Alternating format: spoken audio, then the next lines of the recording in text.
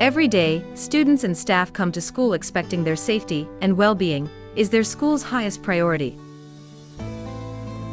You expect that, and so do we. Thankfully, that expectation is met almost every day, as schools continue to be one of the safest places within our communities.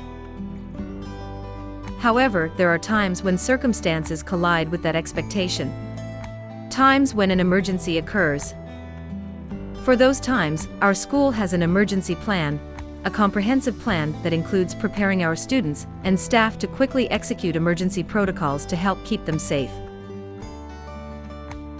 Undoubtedly, an emergency can be a stressful situation for anyone. That's why it is extremely important that we prepare students and staff for these situations by regularly conducting thoughtful drills throughout the school year. Let's take a few moments to go over the protocols so you can better understand what each means if one were to be used at a school.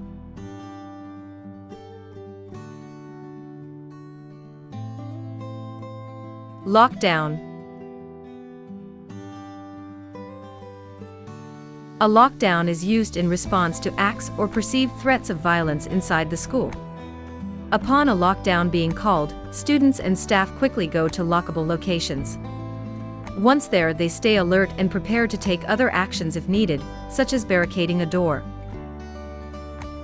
When a door is locked, it remains locked until opened by a school authority or law enforcement. Students who are outside the building do not re-enter the building. Instead, they go to a safe location away from school grounds. Hold and secure.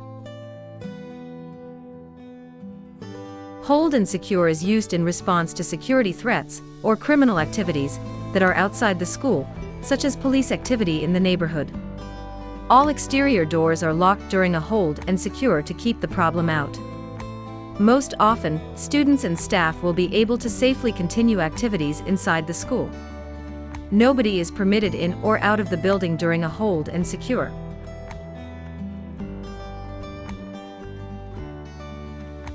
Shelter in place. Shelter in place applies to situations when it is safer to be inside the building than outside, and there is no threat of violence. Shelter in place is commonly used during extreme weather situations or environmental emergencies, among other nonviolent incidents. During a shelter in place, students and staff go to designated areas.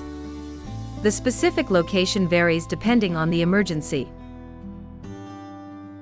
Drop cover hold.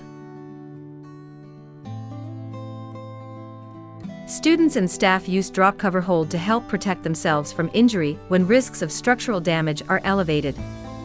This could include emergencies such as earthquakes, tornadoes, or even high winds. It is often used in combination with shelter in place. Evacuation. While many people equate a school evacuation to a fire drill, an emergency evacuation can occur for many reasons.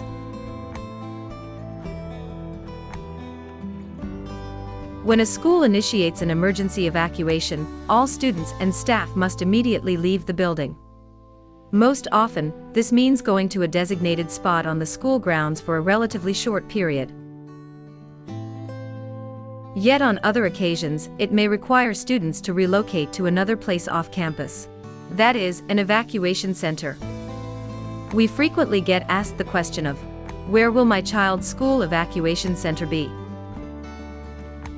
While we have determined a few potential evacuation center locations, only after we assess the impact of a particular emergency can we decide which site will be used. That's because we need to ensure it is safe for our students before going to the site.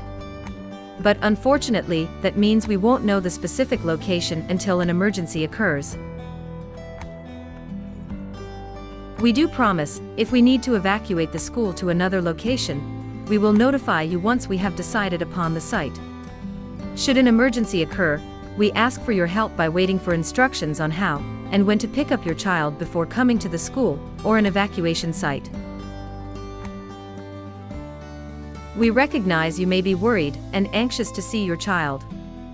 However, your cooperation allows us to focus all our attention and energy on student needs and keeping them safe. And that's what matters most. We hope you found this summary helpful. We recognize there is nothing more important than the safety of the children entrusted to our care. We share that responsibility with you and the rest of our school community. Together, we can make a powerful difference in ensuring our school community is well prepared to face any emergency. Thank you for listening. Stay safe